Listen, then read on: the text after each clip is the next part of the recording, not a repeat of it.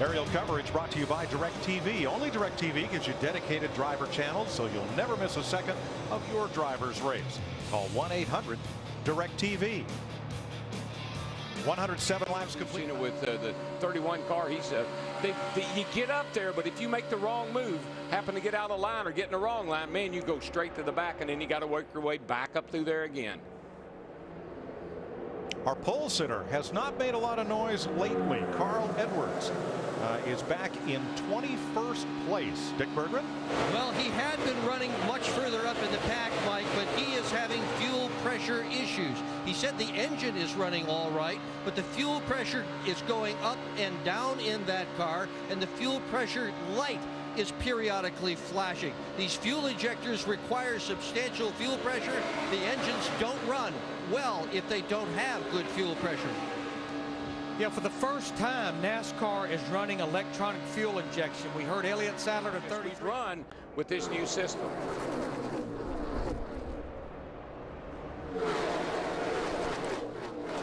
Hamlin, Truex, Biffle, Burton, and Boyer are the top five. 3 Toyotas, a Ford, and a Chevrolet. The first Dodge in the race is Keselowski in 9th.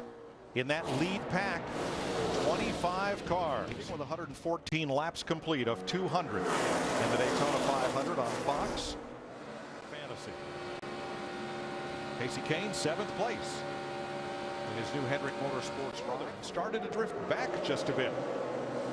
No, that's a couple of drivers, Brad Keselowski in the 2, Joey Logano in the 20, that spent some time back in December visiting our troops down in Cuba. In the number 33 and maintain pace or bring. Mike, one of our storylines was whether these cars would overheat. We knew nighttime it wouldn't be as big of a deal, and we hadn't really heard any drivers complaining about overheating until now. Clint Boyer on lap 104 told his team, my car is getting hotter and hotter. 5 laps later, I just can't keep it cool. And just 1 lap ago, you guys, I cannot keep this thing cool at all. You can see there, Clint is doing just what I said, Larry. He's laid back off of Jeff Burton. There's a gap there, and when he gets a chance, he pops that nose out to the right to get some fresh air into that engine. But a little bit of water, that equates to a whole lot of water, and you're going to get hot a lot quicker. So he may have gotten himself in trouble and can't get out.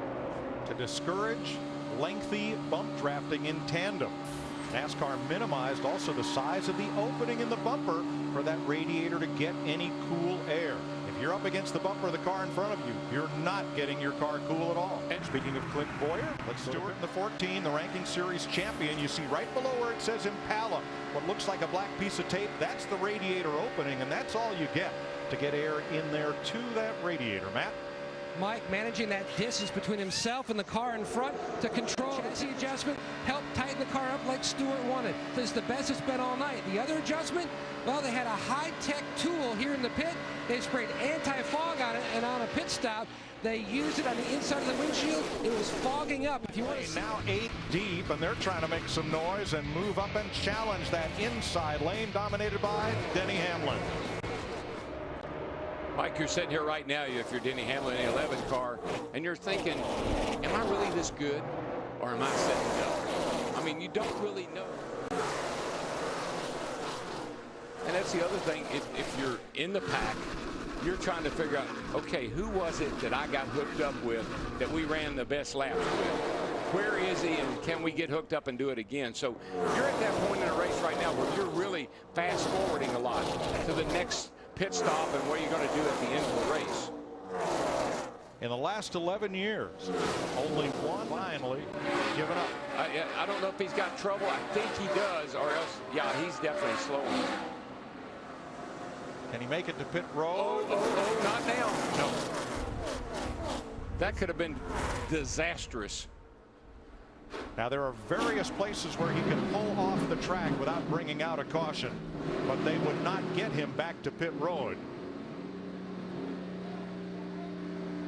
So Clint has been very close on fuel. The way those lift pumps are in the fuel cell, those electric pumps, I'm not sure that makes a whole lot of difference.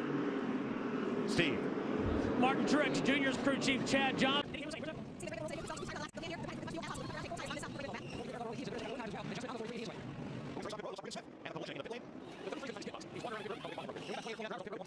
Regan Smith puts himself in position out front. Jeff. 68 to go this time by when they take the green flag for the restart. Kevin Harvick, Jeff mentioned, is in 13th. Two cars took the wave around and did not stop on this caution. Landon Castle and David Rudiman, his teammate, they're back on the lead lap. As the cars that stopped as the caution wave, Mark Martin, Tony Stewart up there getting the green flag, then with Regan Smith and the rest of this pack double wide. 30 cars on the lead lap with 68 to go.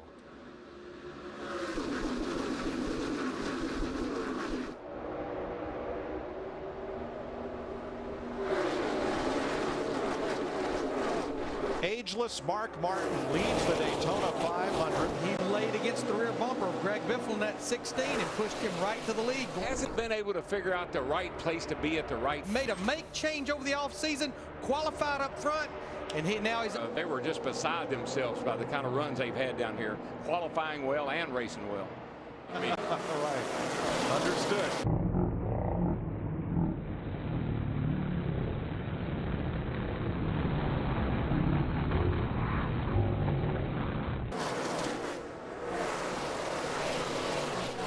But if the car has speed, this thing.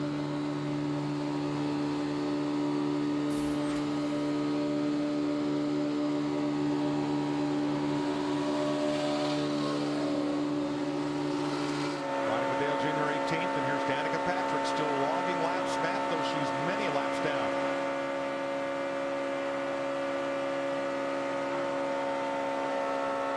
There we go. The 1 to 10 car waiting for the pack to catch up to her. She hit it again. We haven't seen a lot of Kyle tonight in the 18. You see him there in the picture. There's Junior. There's Casey Kane. You're riding with Kane. I think there's Kyle ahead on the inside, just ahead of the 99 of Edwards. He hasn't come all the way to the front, Darrell, though we've seen him make some moves to gain position inside and out. I think they got to mix it up a little bit more for him to really be a player. He's not real good at just riding along in line. He likes to mix it up, make moves. Ever Monday Daytona 500 in history. To improve on his career best laps led, as he's now led 54 laps, and that's more than he's led in all of his Daytona 500s combined. Cars on the lead lap 30. We've had behind the wall some very big names. Jeff, Robbie Gordon, Michael Waltrip. Let's take a look at what happened on lap number 2. Man, this is really early, but watch Danica. She gets spun around here. Jimmy Johnson takes a big hit into the side of his car. Luckily, Jimmy's okay, but man, these guys were antsy. John, they wanted to race, and they got a little bit out of control early. Running out of fuel, a little bit of a surprise, but the cars have at least refired, JR. So a lot of concern. I'm down on pit road about what's going on with one more pit stop to go. Jeff, thanks. Let's see how our top. Thanks, John. New leader, Joey Logano, who also drives a Toyota for Coach Joe Gibbs, taking the lead from his teammate Denny Green Hamlin. flag lit, but he has slowly and methodically worked his way to the first 21-year-old driver has ever run.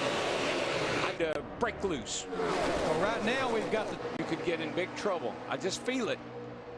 Joey Logano has raced greatest thing since sliced bread to come to big league stock car racing. He has one victory in his short career. What was funny the other day, you know, Logano said at the back of the pack here with 54 laps. But there's something up, boys. I'm telling you, there's something up. Well, here's what and they're racing like it's the last 10 laps. I've said for 10 days now that 88 car is laying in the weeds. Buddy, he's coming to the front.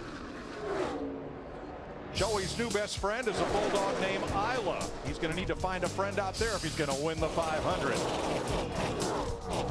A lot about called her number, hardly any up until now, and all of a sudden you got Casey Mears up there. There's Brad Keselowski on the front. Yeah, Kevin Harvick in that 29, Jamie McMurray in the 1 at the back of the field the majority of the first part of this race. Watching from Harvick at McMurray and the 11 of Hamlin. The black and yellow car, Jeff Burton. It's been about a 44.86, I think it was. 44.53 early in the race. And right now they're running at about a 45.20. So the pace, I think, has really picked up a little bit here in the latter part of the race. Current race pace, lapping at 198 miles per hour in this big, huge pack. 30 cars. Getting Then he panicked the team when he said, I think I have a tire going down. So the team jumped up on the wall. Now he's saying the car feels like it's darty, like it's hitting the splitter. And that makes sense, Larry, because if you pick up the speed, the car will travel a little bit more, and that nose could start hitting the track. 46 laps left in the scheduled distance, including at least one more pit stop in the Daytona 500. To go in Daytona, David Stremme from South Bend, Indiana, and the little team that could make the 500. Something under the hood breaks. He slides up the racetrack. Where was he going? And that team totals 8 people and 3 shop dogs. They made the Daytona 500, and now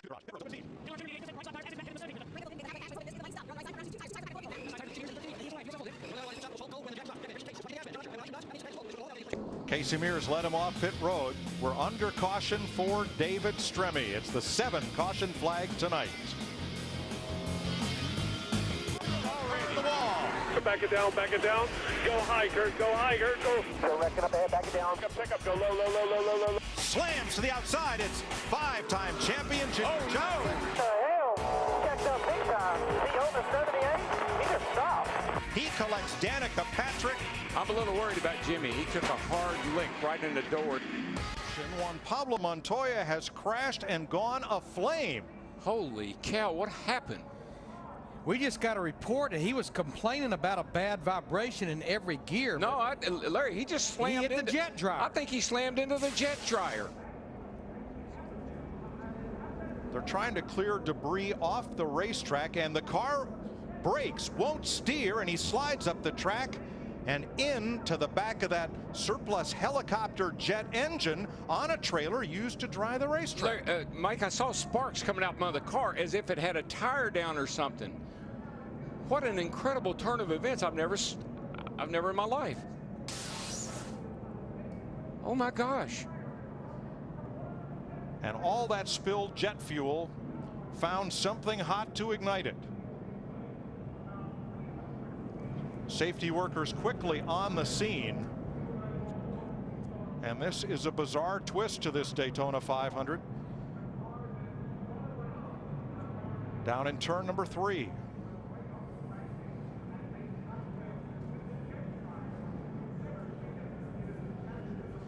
Well, I've seen a lot of things, but I don't think I've ever seen anything quite like this. That fuel is just running right down. That thing's full of fuel. They keep them full all the time. I just wonder what it's going to do to the racetrack. Well, here comes the fire crew. You see the red truck bottom of the screen. They've got to get that out because that fire could damage the racing surface. That's what I was thinking. I mean, you got fuel, it's on fire. It could eat that asphalt right up. It is commonplace for track safety, rescue, track drying vehicles to circulate the track under a caution flag. Drivers must maintain reasonable speed while catching up the pack and avoid those emergency vehicles. They're brightly lit and everything. That's easy to do when you can be under control of your race car. I just wonder if Montoya was going down the back catching up with the field and he didn't know the safety truck was up there. They called him on the radio and said, watch that safety truck, and the car darted hard right. Something had to happen. I saw sparks underneath. The car broke, and I don't believe he had steering control. I don't either. I mean, the car went up the track. When you see the sparks come out from the car, it just looks like it had a flat tire or something happened to it. I don't know how many gallons of jet fuel that thing holds, but I guarantee you it's got several gallons in it. Several, probably 100. Track personnel exited that cleanup truck very quickly after the collision and walked away. That's got to be eating the track up. I just wonder what it's going to do to it, Larry. Yeah, that fire's been burning for quite a while now. And let's reiterate, Juan Pablo Montoya climbed from his car and walked quickly away. The car destroyed.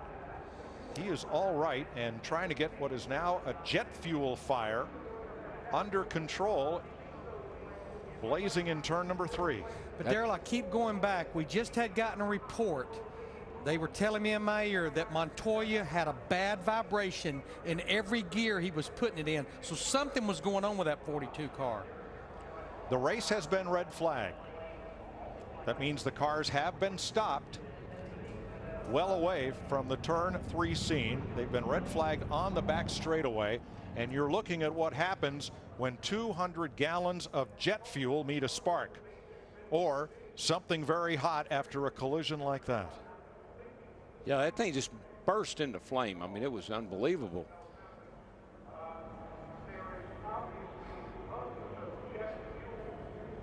Still trying to get it under control. And you know, I would say maybe they could drive it down off the track, but if you look, the driver's door is caved in. I don't think you can even get in the vehicle if you were brave enough to try it. Now, we've just had pit stops. Everyone from 5th place on back has stopped. Dave Blaney did not pit under this caution, along with Landon Castle, Tony Raines, and David Gilliland. They are the race leaders as we are under the red flag. Blaney driving for the Tom Baldwin Jr. team. Castle with a brand new ride, and Raines, who just got a ride a few weeks ago into the Daytona 500 with teammate to Gilliland at Front Row Motorsports. They are the race leaders under this red flag for a bizarre incident entering turn number 3. When Indy 500 and Monaco Grand Prix winner Juan Pablo Montoya went down the back straightaway, something on the car broke from the sparks underneath, lost control of the steering, and slid up into the trailer that held that jet helicopter engine, which was blowing debris off the racetrack while we were under caution. Yeah, as far as the drivers that pitted, Matt Kenseth in the 17, who had been leading, he won the battle off pit road. I mean, that car is destroyed. Look at Montoya's car. More fire trucks going to the scene. Now, that's the front of the race car. It hit the trailer, which went up in the air, and the race car pretty much submarined underneath it. It's the most bizarre thing I've ever seen. Watch Montoya's car on this replay as we try to discern what may have broken. We're under caution. Here he comes back here. You can see him coming.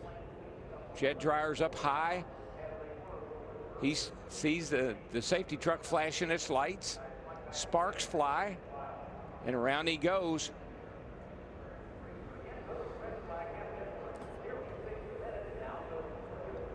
Here's a different angle. See the safety trucks up top? Wow. I mean, it just exploded. When it hit it, it just exploded. And he was traveling at a high rate of speed, trying to catch back up at the field. Back of the field.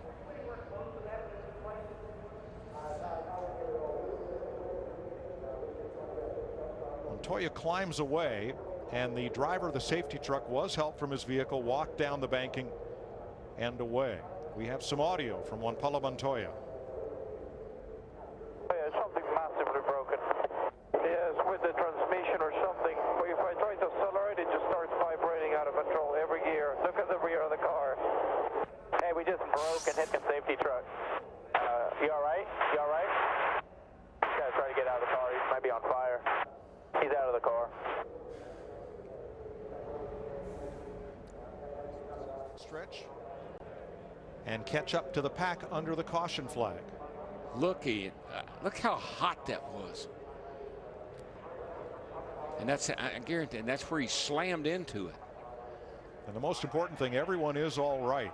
Now, that truck was up against the safer barrier, which is steel, but is backed by foam blocks, which have doubtless taken a hit from the heat of that fire. And the big question right now is, what kind of shape is the racing surface in that was aflame after this strange crash down at turn number 3? Fuel, you can see fuel still running out of that tank. It's 200 gallon in there. It's still running down the hill. As well, Mikey. Here, Elliott Sadler gets in the back of Jimmy Johnson, and then behind him collected a lot of cars. Ford really got bad damage. We weren't even warmed up real good yet, John. You know, we've been sitting around for a day waiting to race, and you can see there just a little too close of a push there from Elliott to Jimmy Johnson. It winds up in the wrong direction. Look at the aggressive driving by Denny Hamlin. Mikey, you've said all night long you like the way he's pushing it. Yeah, he's got a car that's fast, and he's not afraid to push. He's the only guy that we've seen take chance after chance. He wants to be in the front. It's the only place he's...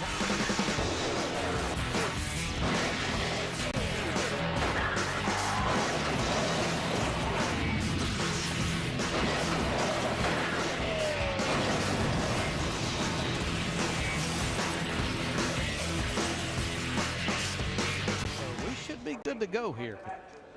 They do run a 24-hour race here in Daytona. This isn't it. This is more like the. I want to give you some history.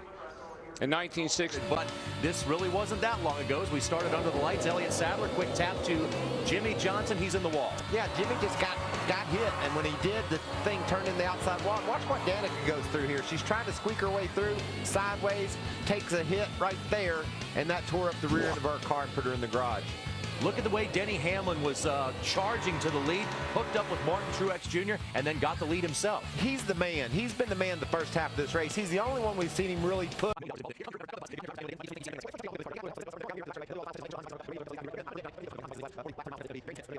We saw a great example of it here. You know, Dave Blaney was going to steal the victory. He didn't have the best. First, be sure to tune into. Sadler couldn't maintain minimum speed after his car was damaged. David Stremmy's car was further back, but still running. Larry, turn 3. How far could Blaney go? Dale Earnhardt Jr. and he just told Steve Letarte that the top of the racetrack, where all that fuel spilled in the middle, is not raceable. Steve Letarte. I just see a bunch of white, like speed dry. Just past it. Oh, it's the same old thing. If you ask the drivers in the front, is it raining? They're going to say it's pouring down. If you ask the guys mid-pack to the rear, they'll say, man, it hadn't rained all afternoon. What are you talking about? That's just how it goes. Terry Labonte comes to the pits, as does Trevor Bayne. They fuel up the Wood Brothers car. The sound of heartbreak in the 30s.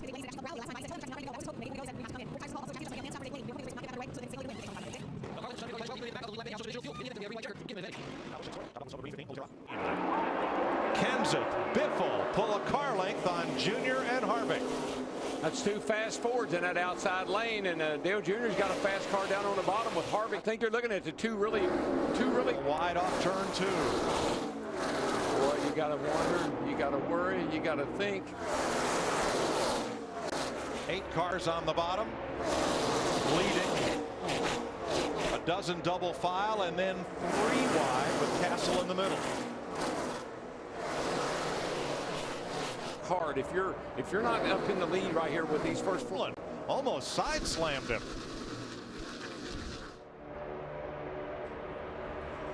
Darrell, from what we've seen so far, the only way that outside line's going to get to the front is there the outside as we go side by side. 28 laps to go in Daytona. Last lap speed 200 miles per hour as Matt Kenseth leads his teammate Greg Biffle in Fords.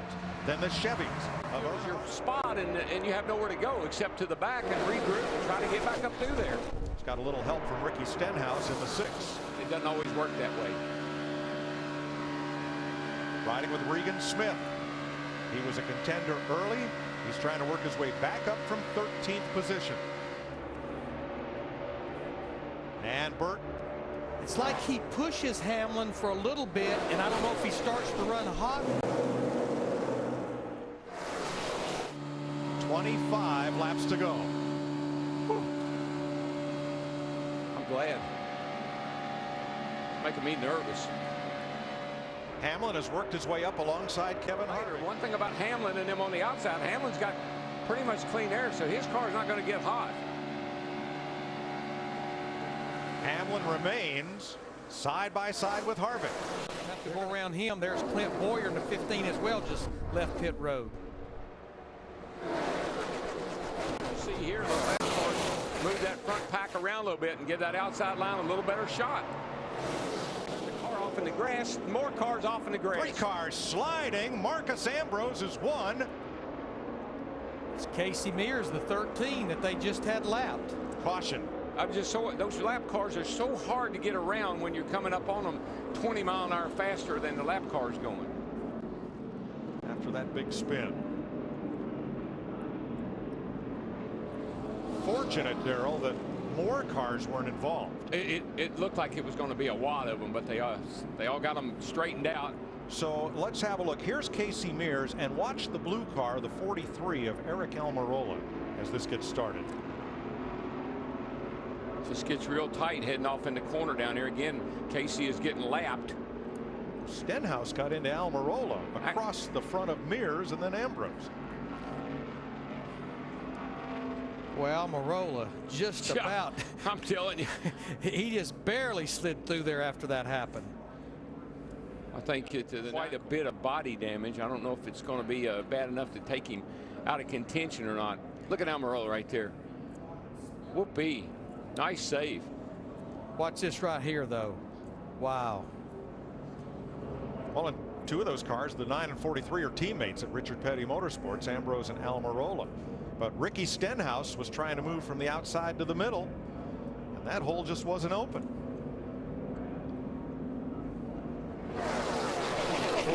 You just don't get down on the apron very often in the trial and get it straightened up and keep on going. So the caution waves with 22 laps to go. There's Stenhouse in the number 6. There's the first contact with the 43. I think the 13 was just forcing the 43. He had nowhere to go, and the 6 was on the outside there, and they did make contact.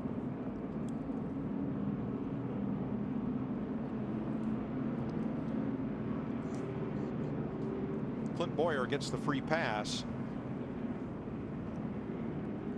Watch Ricky Stenhouse. It's more like the 43 seemed to me like may have gone up a little bit as much as the Stenhouse tried to come down. I think it was just getting tight right there as they went by the slow car of Mears. Darrell, we talked about it earlier in the show, the tri-oval here. It is one of the most treacherous places of this racetrack. Well, you're running the same speed through the tri-oval that you are in the, through the turns. You're running 200 mile an hour through here, and you don't have but 18 degrees of banking. So the car gets really light and gets really loose as you come through here. 18. Green flag.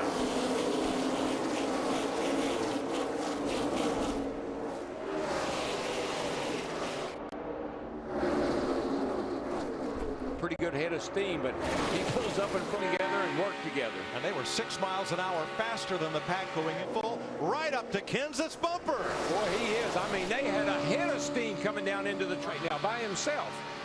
But what I've been seeing with Kevin Harvick in the 29 we're riding with and his teammate Jeff Burton in the 31, just like earlier, Burton cannot push for any period of time. It's either getting hot or he just can't. I'm not sure why he can't stay hooked up. It's got to be heat. 3 of those Richard Childress Chevys now right together. Harvick 7, 29, and 31. That's those front 4. That yellow line's their best friend.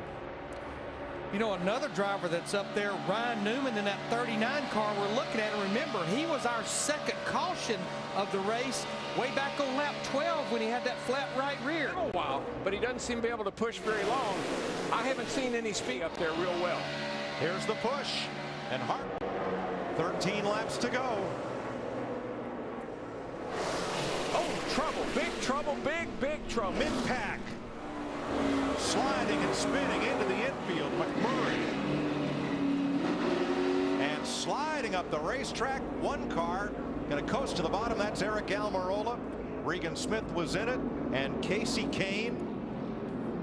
The left side of his car torn up, and we're back under caution for Regan the 9th Smith. time at lap 188.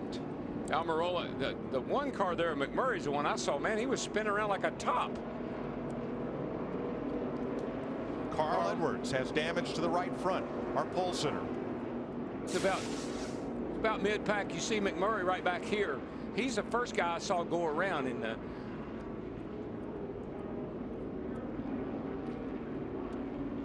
Got a little wobble.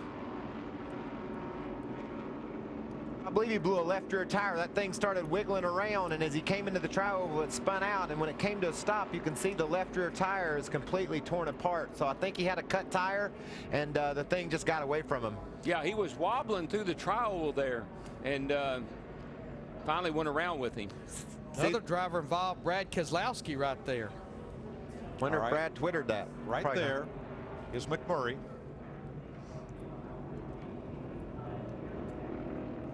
Yeah, Keselowski and the 2 just drove underneath Casey Kane in the 5. Just nowhere to go. Watch Tony Stewart there. He just worked his way right back. Keselowski missed that wreck by inches. Boy, Almirola came up the track right in front of Dave Blaney, who missed him. Watch that orange and black number 1. Yeah, right side of your screen. Right here. He starts wobbling right here, and then the car starts goes around, and it looked like a top. I saw that orange car just spin around, and look at Tony Stewart right there getting right through that mess. Well, Stewart did get some damage in the first part of that crash, yes, though, Darrell. He did. Yes, he did. And from Casey Kane.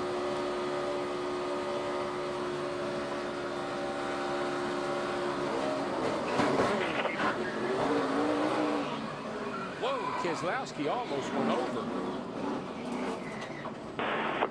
We got let's see, where are we at? And we'll ride with Regan 3 wide, in the furniture 3 wide, car. 43 still outside, right there, you see it. I don't think he can see anything. Carl Edwards, our pole sitter.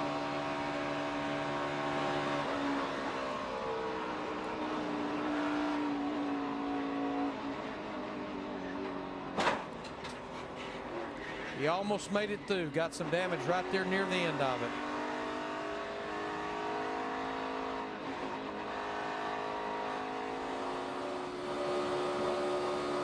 Casey Kane.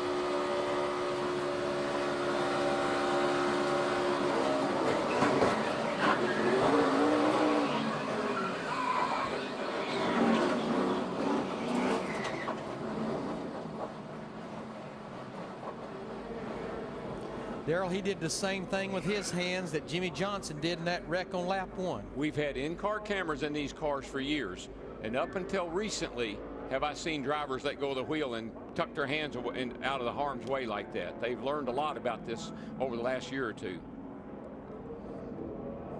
Keep in mind, Casey Kane is a longtime open wheeler, owns a sprint car team, and a defensive posture, a learned response when something like that happens. And with our new dual path onboard cameras, we can give you 2 views from the in-car. Here's what Jamie Mack had to say. Broke on my car. Down on the inside, McMurray loses control. And it's on.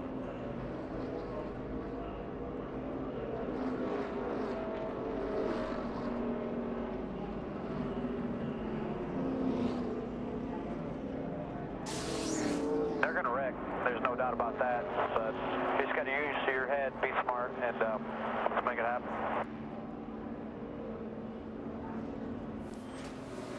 Labonte, 2-time champ, Clint Boyer back on the lead lap. Can any else bizarre thing happen in 8 more laps? You look at this grandstand, Darrell. That's why they're all here still. And look, it's 1 o'clock in the morning. They're still all hanging around here wanting to see what's going to happen. Krista. Had a good one tonight, and I'm proud of everybody at Penske Racing for that. So take the Miller Lite Dodge on to Phoenix. But before we go, I want to just send a shout out to all the fans still watching. That's Kansas spotter Mike Kalanoff as the green flag waves. 7 laps to go. Junior pushing Kenseth down toward turn 1. On the outside lane, new teammate Martin Truex. 2 Toyotas going to try to push their way to Kenseth, his best friend. Everybody panic, because it's going to be a drag race off turn 4. That's where these races have been won. They're going to pass you. 5, Rick Menard Newman, and 14, Tony Stewart. And there's Tony Stewart's teammate, Ryan Newman. Oh, Tony's going around. Another wreck to the tri-oval. Kyle Busch, hard slide through the grass, no contact. At least half a dozen cars involved in this one. Dave Blaney drives away. That's Kyle Busch. Caution flag number 10 with 4 laps to go. I see what happened. There's Tony is right back here, and I see him all of a sudden. He gets a little push from behind, maybe from Joey Logano. He and Stenhouse go around. Newman and Busch. And Newman and Busch was actually in front of Tony a little bit when that started happening. Have to take a couple more looks at that. Kyle Busch went for a long wild ride. Blaney involved. Let's see here. Here's 39 up here. Right there. Stenhouse got into the side, and Stenhouse in the 6 got into Tony. I'm not sure though that David Gilliland didn't get into the back of Stenhouse and push him up into Tony. Could have to look at it again. That's about the 2nd or 3rd wreck we've seen on the exit of the tri-oval. It just starts narrowing up right there. Cars are really free and loose right through the tri-oval. I'm telling you, you're running 200 mile an hour through there. It's hard to hang on sometime. You saw there where Kyle Busch in the 18 jumped down in front of Ricky Stenhouse in the 6. I know Stenhouse hit Tony. I'm not sure if he got forced into him. Here's smoke right out here. All right, and there's Stenhouse with Gilliland behind him. No, you know what? The 20 car and the 6 car make a little contact. You're right. And I'm not sure that didn't move the 6 car up, Stenhouse up just enough that he got into the left rear of Tony Stewart. So let's regroup here. Joey Logano and Ricky Stenhouse make contact. Stenhouse moves up into Tony Stewart.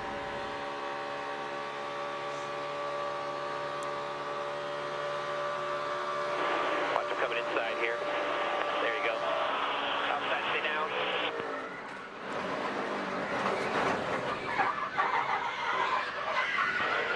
Lock it down, get it rolling here if you can.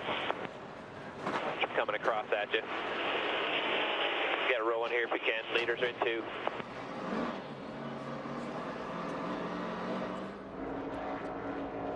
I believe the 20 does the 6, and then you put him into the side of Tony. That's what it looked to me like may have happened. Our 5-hour energy move of the race. This long Daytona 500. The Montoya crash struck under caution back into raceable condition. Jamie McMurray back in the race. Danica Patrick in her first Daytona 500. 38th. Laps down, but determined to finish. Michael, you've been in the race car. Ford's at the front of Toyota and Chevy in row 2. Green flag. And Biffle gets about a half a car length away from Denny Hamlin here and moves. Still pushing him. Could be a whole different story. I'd say it should happen down in turn 1 or 2 or 3 and 4. It's over. Three-car breakaway. Junior tucked up tight under the bumper of Biffle. Kenseth leads to turn 1. Final lap. Denny Hamlin in the 11s there with no one to push him. Actually, he might actually be hurting those 2 cars in front of him if he gets back too far. But here we go. If it's going to happen, it's going to happen pretty quick. We've seen where the timing of where you do it is so critical. Those 2 cars, the 16 and the 88, should be able to get by, but Kenseth, if Biffle elects to take a chance. Ford Chevrolet off the final corner. Matt Kenseth trying to win it for the 2nd time. Here comes Junior to the outside. Side by side with Kenseth. He runs out of time. Matt Kenseth wins the Daytona 500. I tip my hat. I know Matt can't talk to you, but back to Jimmy. 2009.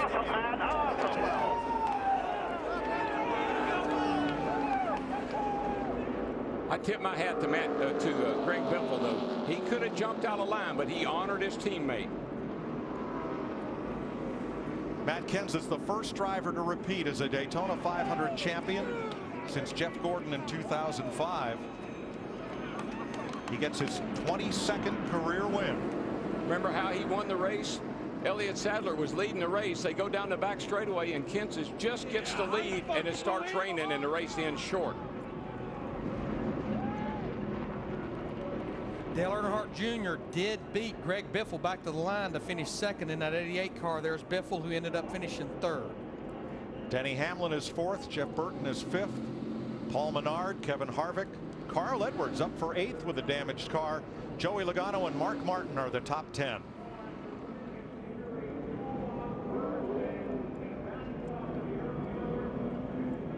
Great job by Mark Martin to get a top 10 finish.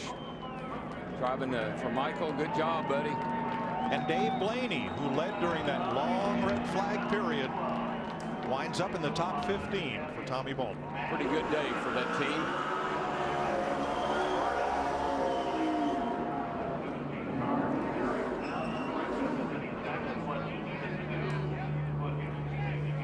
The last time we were here in July, Matt Kenseth pushed his teammate David Reagan to the checkered flag. And Matt Kenseth gets to play capture the flag here in Daytona. These guys, third, fourth, and fifth, all have new. Well, Biffle doesn't have a new crew chief, but Hamlin and Burton do. And there's Dale Earnhardt Jr., who has finished second 6 times since he last went to victory lane in the Sprint Cup Series. He and Greg Biffle share a word after this wild final lap.